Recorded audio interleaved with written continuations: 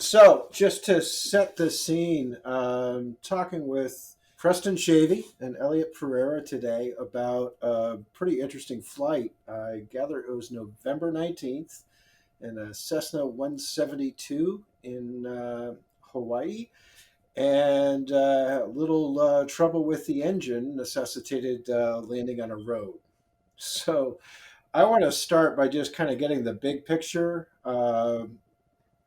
Preston, maybe you take the lead and just kind of set the scene, rewind the tape a few minutes before the engine started giving you trouble. The goal for that flight was Elliot's second cross country, getting him ready to do a solo cross country. We took off out of Kahului, so it'd be Maui. We've already done a touch and go on Kona, and then we just did a touch and go at Apolu. So we just departed Apolu, and we just did a touch and go. We're about 5 miles to the southwest of it now, climbing out for our last leg back to Maui. And Elliot started to notice a little decrease in the climb performance, and we were kind of like, oh, huh, that seems weird, and just giving it a second, and then the engine started to vibrate. And Elliot, if you have anything to add, hop in here. But as soon as we felt the engine start to vibrate, I took over the flight controls and we turned back. Originally for Apollo, originally our plan was like, we'll just go straight back for the airport. The main thing is we're over that channel between Maui and Big Island, and that channel is just, from marine or boaters or anything, it's just known to be like some of the roughest water and strongest wind in between islands, like one of the worst crossings. So the last thing we wanted to do was end up there. So immediately, any sort of vibration, we turned back for the airport, and then on our way back to the airport, the engine roughness increased, the RPM started to fluctuate, and as a result of that, we started running the engine roughness checklist, tried everything, fuel supply, carb heat, made sure everything that we could do inside the cockpit was troubleshooted and taken care of. And then engine roughness increased. We backed off on our power setting still, and it's hard to explain, and I'm not going to make engine noises, but you could just tell it was ready to turn off almost. And then we kept our eye on the gauges. Soon after, our oil pressure was completely flat. Of course, oil temperature started to rise, and that's when I ended up declaring an emergency.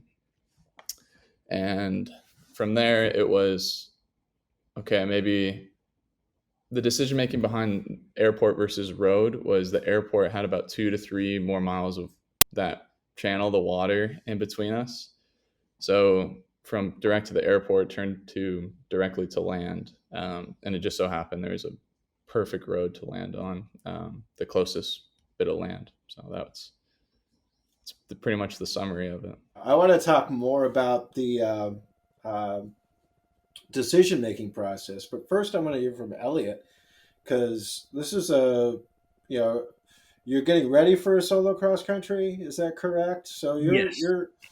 I imagine you've had the throttle pulled on you maybe once or twice before, but I'm guessing this was different. Yeah, it was different. Preston pretty much summed it up until the point where he took flight controls. Um, I was trying to climb to get across the channel. I just felt the performance decreasing, and like he said, I noticed the RPMs starting to fluctuate, starting to, you know, sputter a little bit back and forth, and that's when I let Preston know. I was like, "Hey, I'm not climbing right." And that's when he took controls. Right before we actually did turn around, we did start to smell something burning, and that's when we kind of looked at the oil pressure and, you know, the oil temp. Everything looked pretty good right there, but Preston still made the decision to turn around because when safe to fly across the channel. So I think that factored into the decisions, just that smell of burning and the oil temps rising, not making it to the airport. So I think we used what little engine power we had to even get to land. Honestly, really lucky that we started experiencing the engine roughness where we did, because everything worked out great. But had it been, 20 miles later, then we would have been in a much different spot. I mean, you can't do cross countries without going between islands. Is that right? Yeah. Since this has happened, me and Elliot have talked about mitigating the amount of water on our cross countries.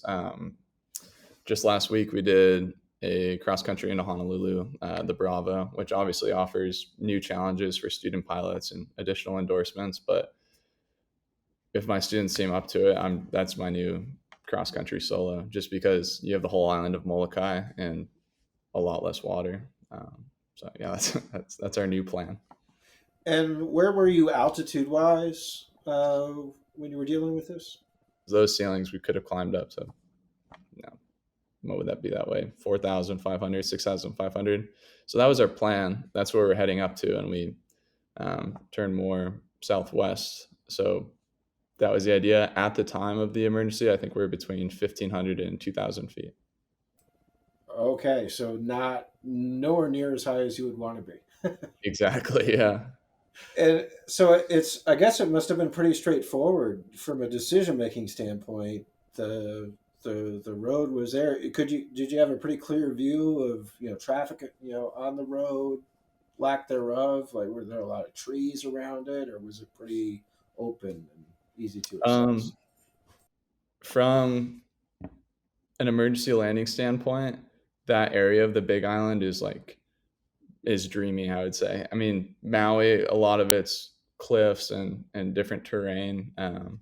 Same with a lot of the other islands. The Big Island is just cattle fields, one car on the road. So the road that we picked out was this long neighborhood road with not one car on it. Even after we landed on the road, I think the hours after, there's maybe 3 or 4 cars that had to pass by the plane it was, even aside from it being a long empty road, where we landed could not have been better. We were I think it was 15 minutes after we landed, we were already had food from the neighborhood and water and all this stuff. They were just taking care of us. So we couldn't have think of a better place to land.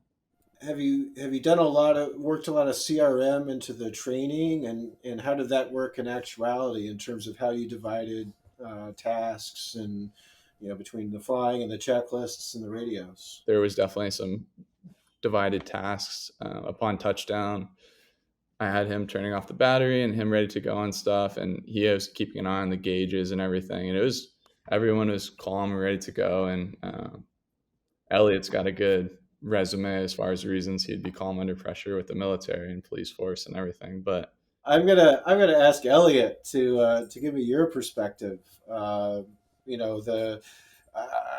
would imagine that a student pilot, as a student pilot, you would be kind of eager to say your airplane to the guy sitting next to you. But tell me how it unfolded, just in terms of figuring out between the two of you who was going to be doing what. Yeah, I mean, it was pretty simple. I didn't panic or anything at all. I handled stress pretty well. And then, Preston, he's a pretty good instructor. So we took it pretty well. It was almost, I don't know, we just followed a checklist pretty much. We knew what to do. We had the passengers behind us, get ready for emergency landing. And that was pretty much it. I kept an eye on the gauges. I even took a recording of it just for documentation purposes. And, we had our eye on the sights of where to land. And I think it was Elliot that pointed out the road originally. I was focused on, I guess, aviating, and I've kind of switched up the order of what to do when your engine fails. My first priority was getting in contact with center, because I didn't want to be in the channel with no one knowing I was in the channel. So obviously we turned around, but before I ran any checklist, I just started communicating. And looking back at it, if I were to do something sooner, I would have declared an emergency. If it happened to me tomorrow, I would have declared an emergency the second I noticed anything happening. We ended up declaring, but I decided to declare when I realized I wasn't going to land on the airport, and more when I just realized that we're landing, on this road. That would be the change of what I would do. That's what I learned. Elliot, a lot of us, myself included, I've got 500 hours, and I've had a couple of interesting moments in an airplane, but nothing that I would call an emergency. And you always kind of wonder what it's going to be like. And now here you are, before you've even taken your check ride, and you can cross that one off the list. Oh yeah, I mean, definitely a great learning experience. Obviously, we don't wish for anything like that to happen, but yeah, I couldn't have wished for you know any other person to be there and playing with me or to make those decisions with me. If I was by myself, I probably would have made the decision a little bit later than when Preston did. But yeah, definitely. I mean, great learning experience. So I'm thankful for it. I'll throw it open. Is there anything that about the day that we haven't talked about that you think um, might be interesting to other pilots? I feel like it's a pretty common emphasis from instructors, or just, you know, don't forget about these gauges that you have to look at. Your engine's important; it keeps you up in the air, and but there was nothing during pre-flight that could have indicated that something like this would happen. So it's just, always have that place to land picked out. Here in particular, there's a lot of flights that you can do inner island where maybe you're cruising at 2,500 feet, 1,500 feet, something around there, just because of ceilings and the weather around here, where it's, maybe we climb up above this layer of clouds before we get over the water, something like that. Just, you know, it's it's kind of the reality of flying, these single engine planes that, sometimes they very rarely shut down. I mean, Elliot, you know, we had the experience of one doing that, and it's just kind of an eye opener. It's just worth changing the way you do things a little bit. So that would be my 2 cents from it. And Just really just being prepared for a flight, whether it's cross country or just going anywhere. Having that handheld radio in case your communications go out, something like that, or being in a remote area like we were, no cell service or anything like that. So just being prepared, water, um, maybe an extra layer of clothing, something like that. You don't know in any emergency, you don't know what's going to happen. So just being prepared and being mentally prepared for that too.